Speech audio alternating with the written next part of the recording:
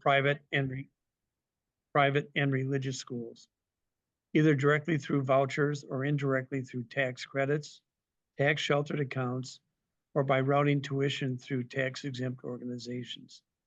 What's your position on providing public funding for non-public schools? And please explain your reasoning.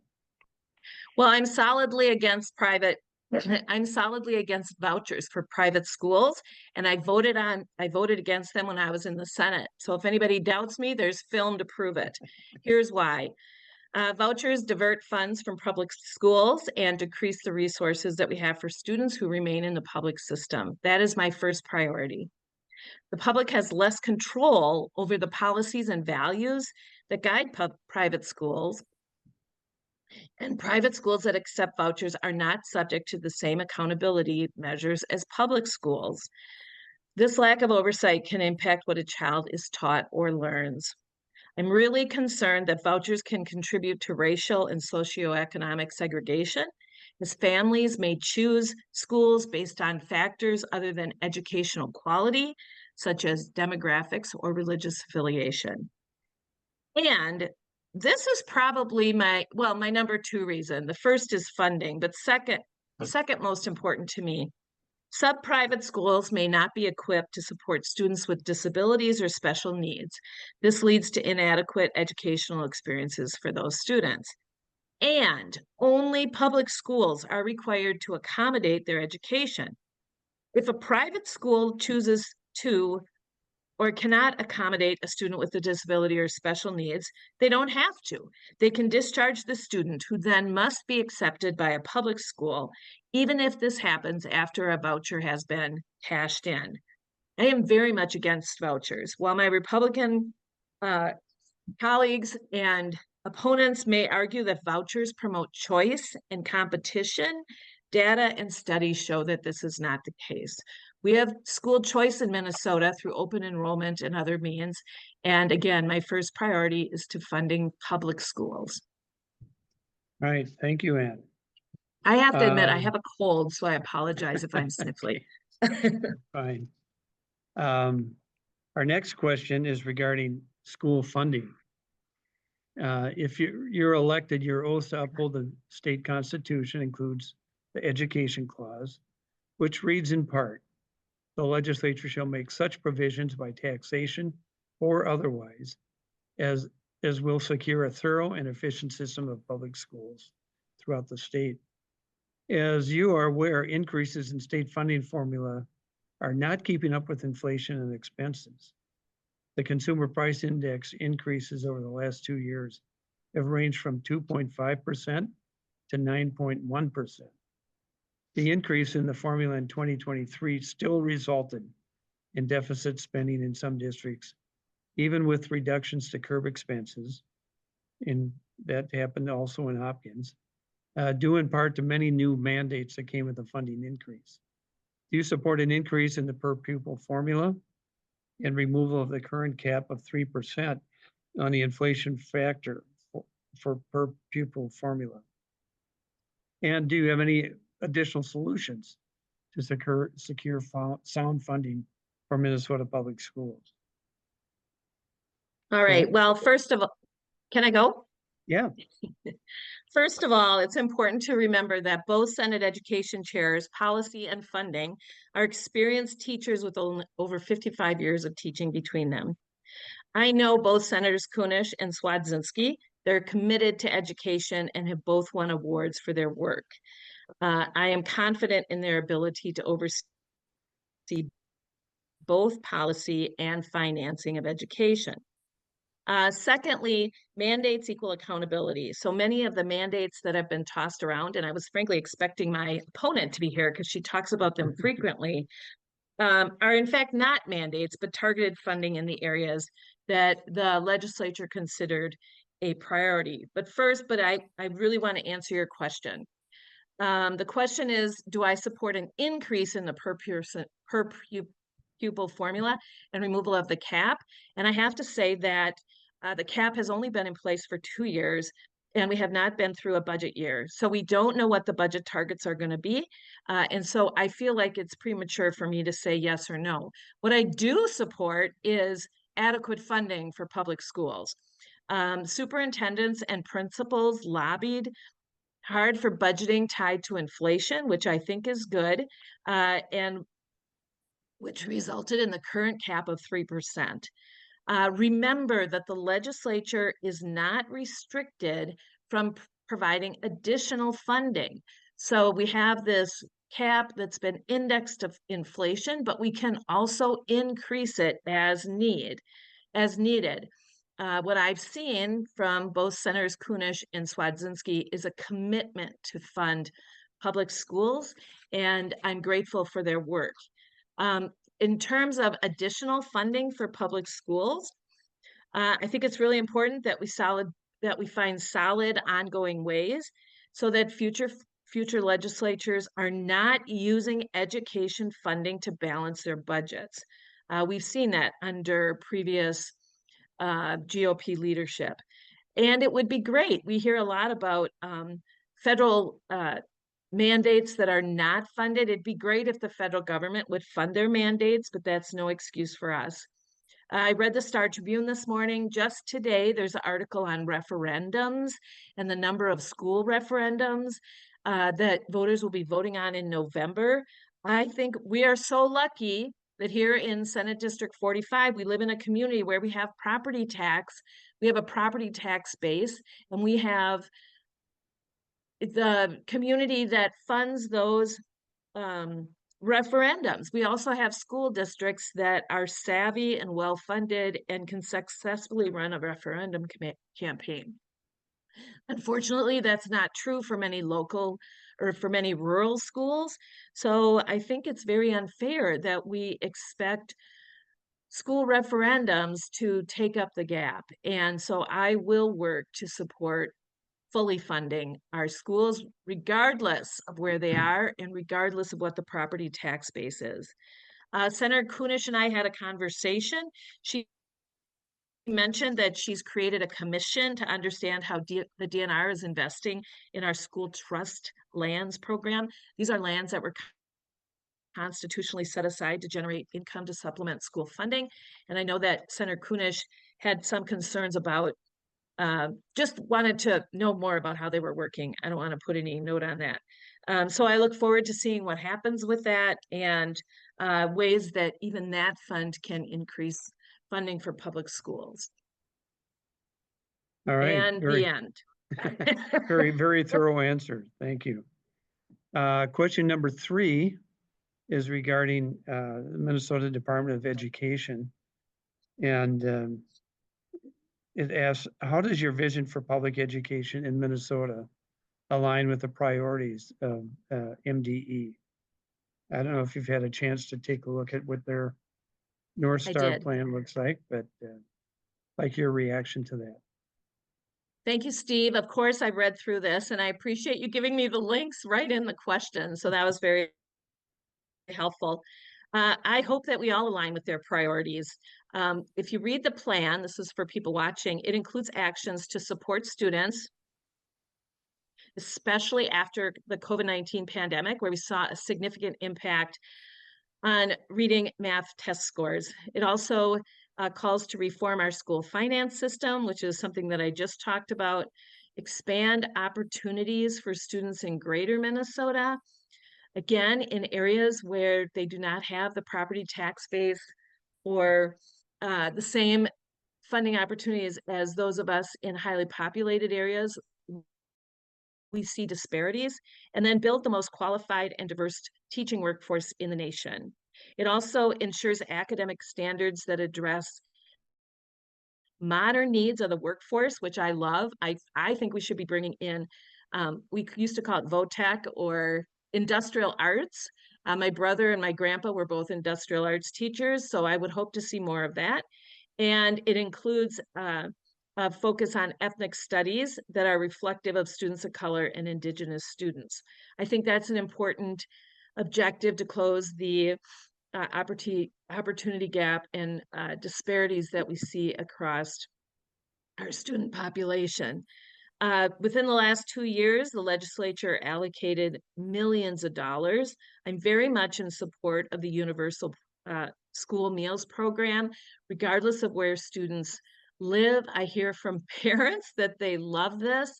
I hear from educators that it's great that all children receive these meals and nobody knows who needs them and who doesn't.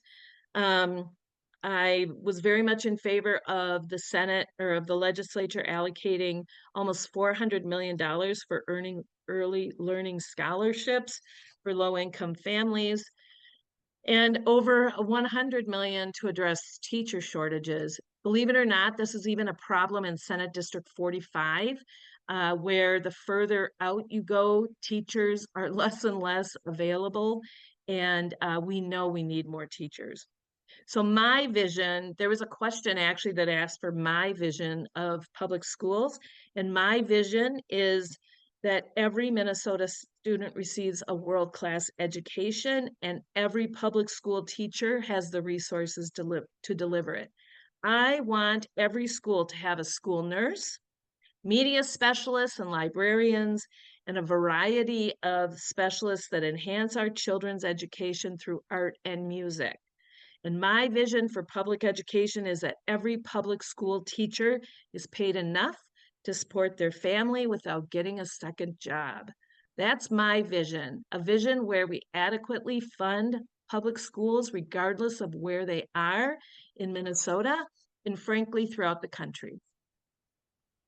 All right, thank you, Ann. We now have some uh, extra questions that have come in, and I'd like to address one of them.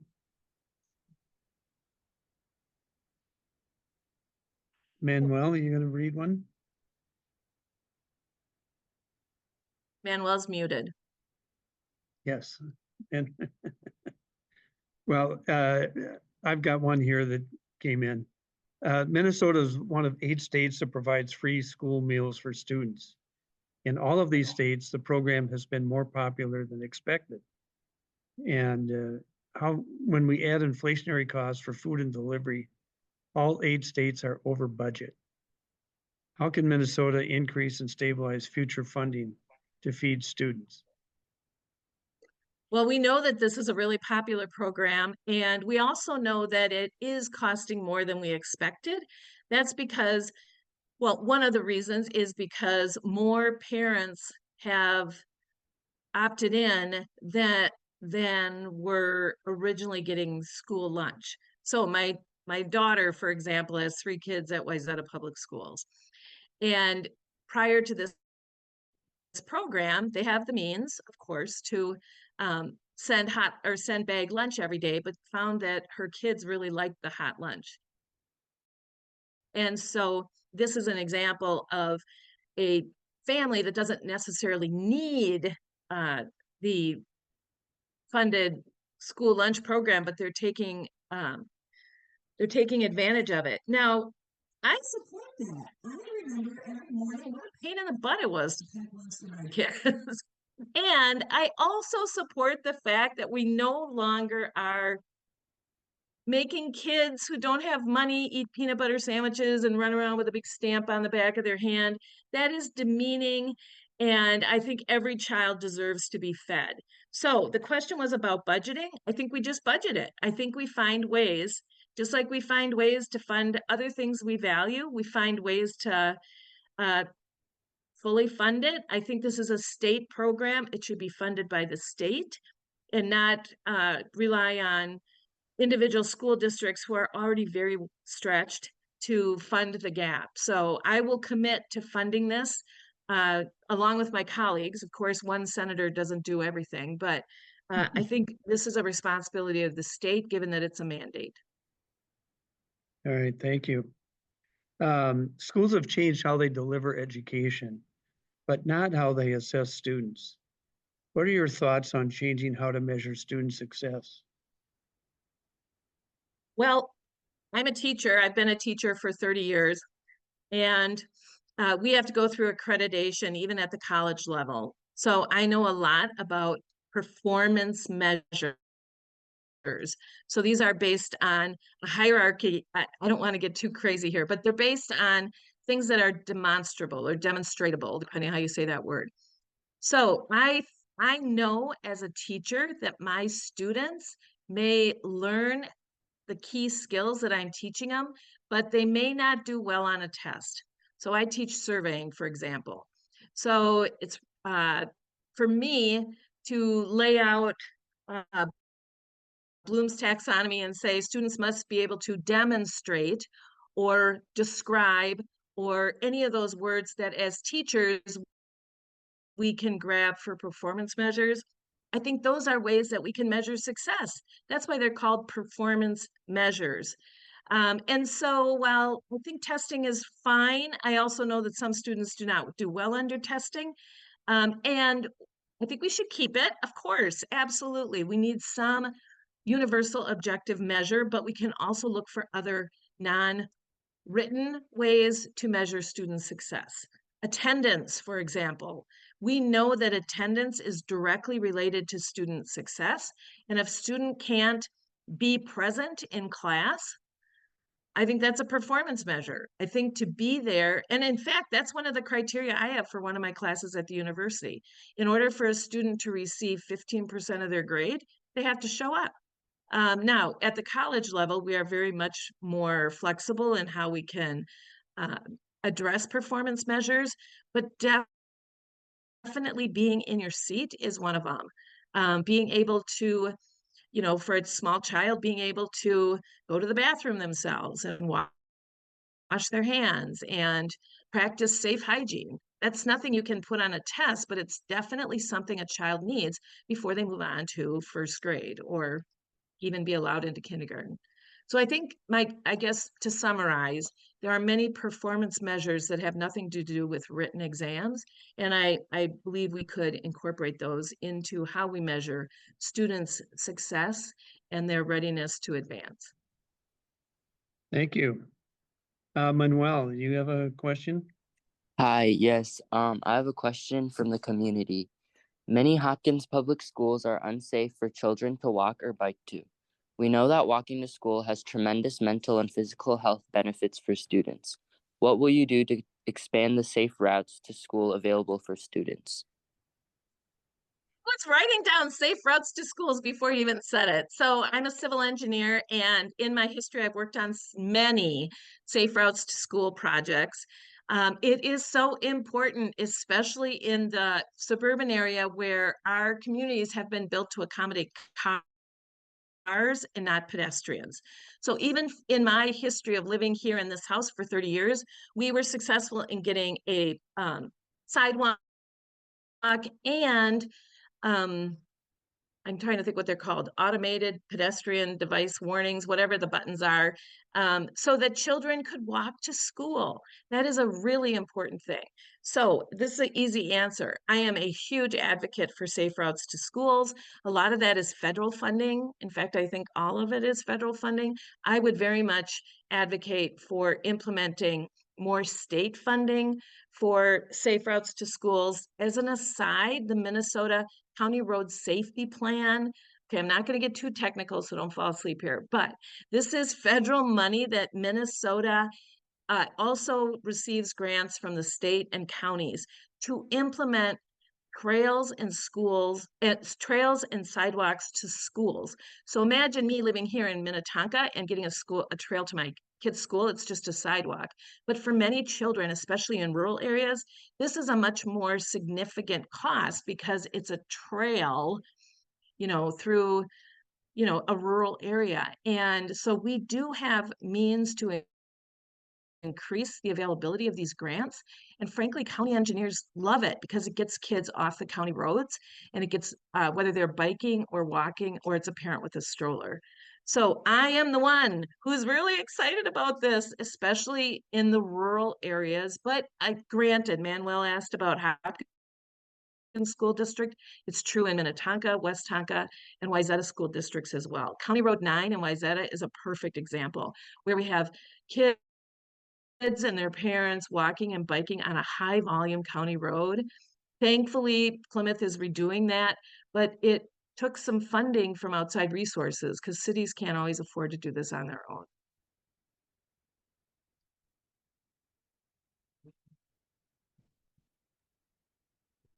Thanks, Ann. Another question we've got here is that, do you have any ideas about how the legislature might help school districts increase and diversify their teaching workforce? Yes, I do. You caught up, you backed up a little bit there, but I think you said, do you have ideas about how school districts can increase and diversify their teaching workforce? Yes.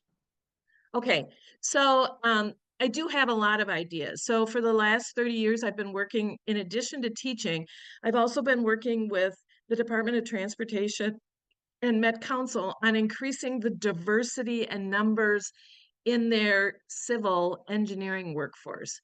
So this is obviously a problem in teaching, but it's also a problem, well, it's a problem in heavy highway building because the state government is required by federal mandate to have a certain amount of diversity on their projects. Okay, so there is a direct parallel here. In schools, we love the idea of diverse teachers because it's great for students to see a variety of models in their teaching and in their educational staff. So my ideas are very much similar to what I've been doing, where we target potential students and participants of color and of gender diversity. In the highway trades, we're also looking for women, which is not the same as in the education business, but we target them. So I have developed, I could see an easy parallel here. I have developed training and taken it, for example, out to the Indian reservations. And I have worked with students to understand the comprehensive requirements for the job. So I can't certify somebody to be a teacher, but what we could do is develop a curriculum, go out to the reservations, go into areas where they have high ethnic diversity, and talk about what it takes to become a teacher. Right now I'm doing training with Met Council where one-on-one I'm helping people even apply, because we take for granted that people know what it takes to be a teacher, what it takes to get into college, what it takes to be successful. But my experience has shown me that's not true. I know what it takes to be a teacher because my parents were teachers. That was an easy one for me, right? I saw them live their life every day and I saw what being a teacher was like. Well, we don't have that same thing on the Indian reservations or in areas where we have high diversity. So I would very much love to work with Senators Kunish and Swadzinski on a workforce training program. That again, I'm not saying that we let people in to be teachers that do not have the training or certification. Absolutely not. But the I think the challenge is getting them to understand the career path, and we can do that. All right. Another question here came in regarding the requirement that that school districts provide unemployment benefits from the state when school is out of session for education support professionals, including nutrition staff, paraprofessionals, bus drivers, etc. In Hopkins, we fully support this financial cushion because it provides our essential staff, that it provides us essential staff during the summer months. But we're concerned about how our district will fund this unemployment insurance after June of 2027, which is when the one-time funding ends.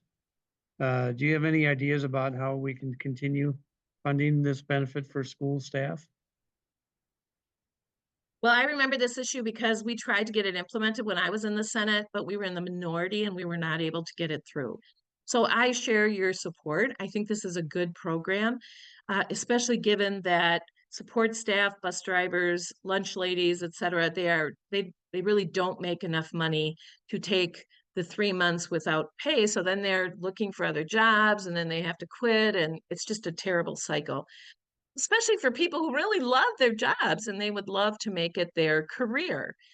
School bus drivers, that's their career and they should be able to support themselves on that. The funding is done June 2027, which gives us 3 years to figure out what, we'll actually have 4 years by then, 4 or 5 years. I forgot what year this got put in. but we'll be able to look at data and see how much it actually costs. And I'm confident that by then we can figure out a way to address the true costs of this. We're kind of in a pilot program because it's brand new. And so if we know how much it truly costs, frankly, my only answer is we need to address it from the state level. Again, it's a state mandate, it's a requirement. I think we all value it. And if we're going to make it work, schools need to have adequate funding for it. So I don't have any creative ideas, but what I do say is we should look at the data, see how much it costs, see who's really using it. You know, we might say that everybody's going to go on unemployment, but some people may choose not to. Some people may work at a summer camp or may have a job that they love. Oh my gosh, do you know how many teachers work for the DOT in the summer? That is a great job. They make like 30 bucks an hour. So we may find after years of implementation how much this really costs and then make sure that it's funded. Okay, and we've got one final question here for you before we wrap up. Would you be willing to vote against your caucus's position if it is in the best interest of your local school districts? Oh, yes, of course. Of course I would. The challenge is, or the reality is that after serving one term, so only 2 years, after serving 1 term, I didn't have this challenge ever because our caucus was, you know, firmly in support of public schools. Greg Paulson was was the lead of the education committee when I was there, and I would consult with him all the time. He was a teacher, he was a superintendent. I would talk to SWAT and I would talk to Mary Kunish, but there was never a hard vote for me when it came to education. And like I said, I stood on the floor, spoke against vouchers. Roger Chamberlain was chair at the time, and he challenged me on my facts, which were in fact, I was the one saying the true thing. So the fact that the education chair, you know, and I disagreed, I was willing to stick my neck out for that, and I will again. So yes, as I said, you can trust me to also be in communication with the school districts that are in my district.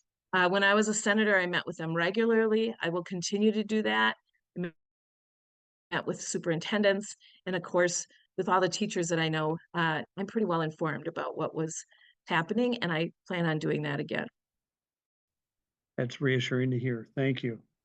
Well, with that, we'll allow you to take 1 minute to make a closing statement. Okay, well, thank you. Thank you for giving me this opportunity to say out loud, recorded how much I support public schools. I am 100% dedicated to it, making sure that our public schools and our public teachers and our public support staff and our public school facilities, we often forget about the facilities, are well funded and supported by our state government. There is so much at stake in this election, state election for public education. My opponent and I have very different visions for our state. My vision is one that moves Minnesota forward and supports public schools. That's our duty, and I take it seriously. I served in the Senate when Republicans were in the majority. Even with a $9 billion surplus, they proposed almost zero money for public schools. I couldn't believe it. I remember voting against a $230 million voucher program and challenging the education chair on the Senate floor about the way his voucher program would work. I also remember Republicans' approach to reducing gun violence in schools. No discussion, no hearings, and no action. This election is about moving Minnesota forward and continuing the progress we made, and I ask for your vote on November 5th. Thanks again for having me. It's been a pleasure. All right. Thank you, Ann, and thank you for powering through with your cold. We'd like to It thank got you for better your... over the time. I think the drugs kicked in. Oh, good, good. We'd like to thank you for your time today and for your interest in education issues. The LAC members, along with your constituents, enjoy learning more about your priorities for education funding and policies that will affect the future of Minnesota students. And we appreciate your candidacy and wish you best of luck in November 5th elections. So thank you today. Thank you. Thank All right. all of you. I appreciate your time.